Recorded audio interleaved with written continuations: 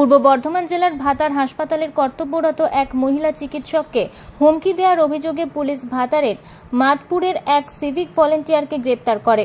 ধৃত civic volunteer Sushant রায়কে রবিবার বর্ধমান আদালতে পেশ করা হয়।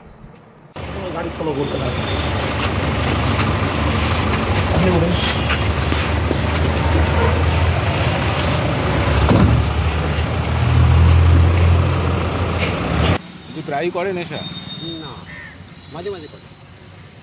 ডাক্তাররা যে অভিযোগ তুলছে ওটা নিয়ে কি বলবেন?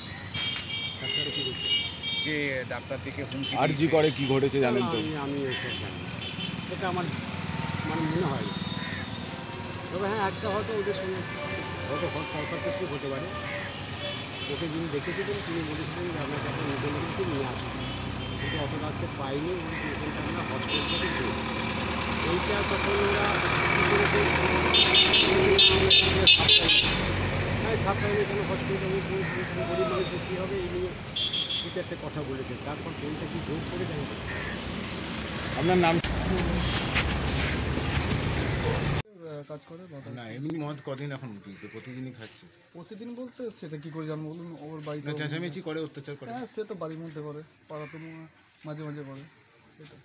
সেটা কি মনে, মানে এই যে ঘটনাটা ঘটে শুনলেন কি মনে হচ্ছে? মনে হচ্ছে উনি ভাতারে গিয়ে যেটা করেছে বিশ্বাস হচ্ছিল না প্রথমে। ঠিক আছে, নিজের মধ্যে যা করে করুন, হসপিটালের মধ্যে ওটা গিয়ে প্রথমে বিশ্বাস হচ্ছিল না। তারপরে শুনলাম টিভিতেও এখন দেখছি, এটাই ওইটাই। ভাতার থেকে আমিরুল ইসলামের রিপোর্ট, আনন্দ বার্তা।